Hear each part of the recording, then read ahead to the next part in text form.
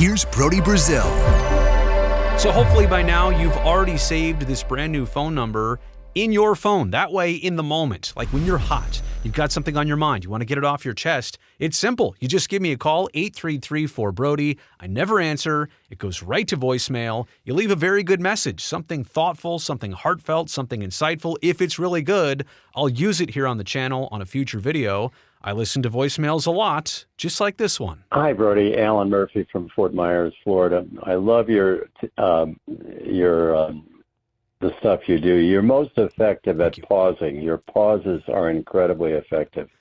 You will pause and then say something. It's very powerful. Thank you. Florida is not baseball country. It is no way baseball country. It never was. It never will be. The Marlins and Tampa Bay should leave the state and go to other places. I grew up with the Brooklyn Dodgers in New York. I wept when they left. But Florida is never baseball country. It never will be. The Marlins are awful. Tampa Bay is great. Neither one of them will draw. Anyway, thank you for what you do. I'll have many hours of listening, but your pauses are incredibly good. Thank you. Alan calling in from Fort Myers, Florida. And you know what I think about this, Alan? Sorry, I was just pausing there. No, what I really think is that somebody calling in like that from Florida with a thought about the two Florida baseball teams, also somebody with experience as it relates to the Brooklyn Dodgers and their unceremonious, very unfortunate departure. There's still so many people bitter in Brooklyn about the Dodgers leaving. So here's Alan, somebody who doesn't want to see teams leave their hometowns. I'm assuming that's why he brought that up, but also somebody in Florida who's saying in our state, it's just not working out for baseball. Now, I see those points, Alan. I also see some other things I want to bring up here. So I've got a full slide of topics to get to in kind of a response to your very good voicemail. And by the way, I should have said this too. Thank you for the compliments. In terms of the pausing that I do in my presentation, I guess that's just naturally the way I deliver. But yeah, sometimes when I try and make a point, I really want to sit on it for a beat. I want you to think about it. I want to give your brain time to process some of the things that I'm saying. If we're looking at the Marlins and the Rays over the years, again, both expansion teams, not having existed for 50-plus years apiece, should we be looking at these fan bases in Miami as well as Tampa, St. Pete? Or should we be looking at ownerships and really front offices of these respective teams? You also bring up a good point. It's not like the Rays and Marlins are the exact same thing. I mean, the Marlins haven't really been good since my dude Dontrell Willis was on the team, I think.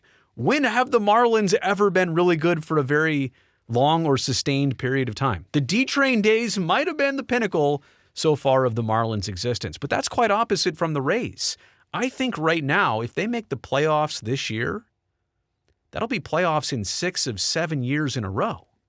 6 of the last 7 years, basically. Like, they are consistently a contending team.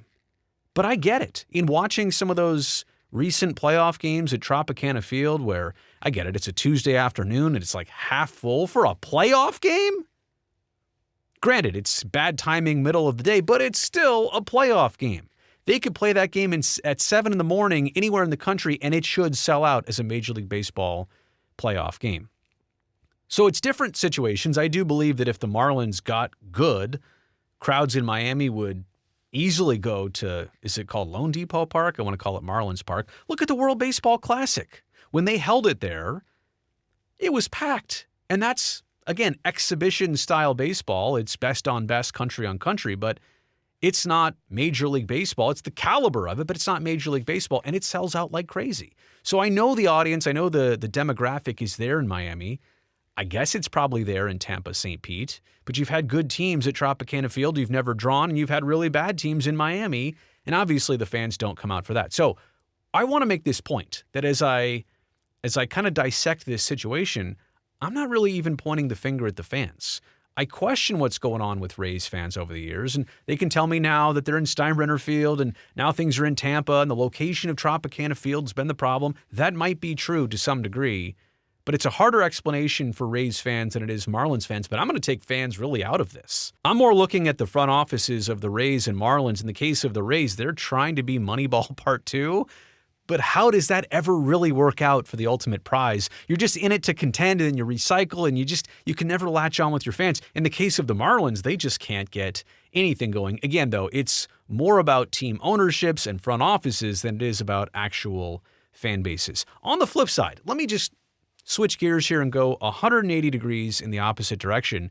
How about hockey in Florida right now? Which you would think baseball should work a lot easier in the Sunshine State than hockey, like just because of the climate and the temperature and spring training every year. The Grapefruit League is held in the state of Florida. Hockey, well, NHL hockey is rather new, still rather new, only a couple decades old in the state of Florida. But the Lightning and Panthers, yes, the two-time now defending Stanley Cup champion Florida Panthers, those two teams representing Florida have been in the last 6 straight Stanley Cup finals. It was Lightning, Lightning, Lightning, then Panthers, Panthers, Panthers. And the crowds at those games are obviously pretty good, a large part of that being that they're good teams, they win a lot of games, they go to the playoffs. Who doesn't want to be on the bandwagon? But it just goes to show you, if Florida can support something in the Sun Belt, like NHL hockey, then what's going on with baseball? What's the reason? And maybe to the point of this entire call and voicemail, maybe there is something to why Florida in summer times and for baseball season just isn't doing what people expect it to. I heard this given as a reason of why baseball doesn't hit like it should in the state of Florida. That's because there are a lot of affluent residents in Florida who actually don't spend their summers in Florida. Now, people come visit, like Orlando and Disney World, and they go to Florida in the summer to vacation, I suppose, to a certain degree. But a lot more people come down there in the winter time because they're in the cold. They want to go to where it's warm. They want to go take a cruise. They leave out of Fort Lauderdale, but they go to Florida when it's cold where they're at to be warm during the winter. But there's a lot of people in summertime who live in Florida, and they should be going to baseball games. They're just not around. It gets too hot, too sticky, too rainy. They don't want to live through hurricane season, so they bounce. Maybe there's something to that. And I'm obviously not saying all Floridians.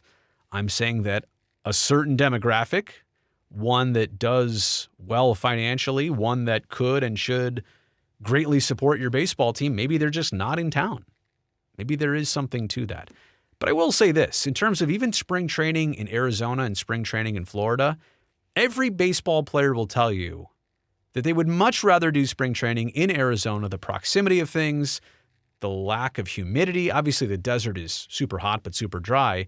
Even spring training is better in Arizona. Now, that's not a knock towards baseball in Florida. This whole video is not a knock towards baseball in Florida. My point is, I don't understand why it's not working. I see and agree that the two Florida baseball teams are mightily struggling right now. Hockey's not. It doesn't make sense. The only thing I can think of is that the fans are there. The product just isn't appealing as it should be. Maybe some of that is indoor baseball in St. Pete, or, I mean, it's a relatively still new stadium in Miami. The stadium in Miami greatly reminds me of what they're trying to build in Las Vegas, and that is quite concerning. It should be something that's an attraction alone to go to a game in Miami. Brand new ballpark. The roof can open and shut. It's kind of like that carport. You feel like you're outside still. And people aren't going there just for the stadium. That novelty kind of wore off a long time ago. So, look, you tell me, what do you think is going on with the baseball teams in Florida? I know there's a lot of Rays fans that watch this channel. Maybe you'll pass it on to your fellow Marlins fans. Explain to me in the comments section below, is the caller in the voicemail right here, is baseball just bad in Florida? I don't think so, but I definitely realize that something is going on here. I just can't put my finger on it. Put a thumbs up down below. Put a thumbs up. Thumbs up down below is what I'm trying to say. That'll help me, the video, and the channel. Also, don't forget to subscribe. Hit that button right now. I'd love to see you back here next time.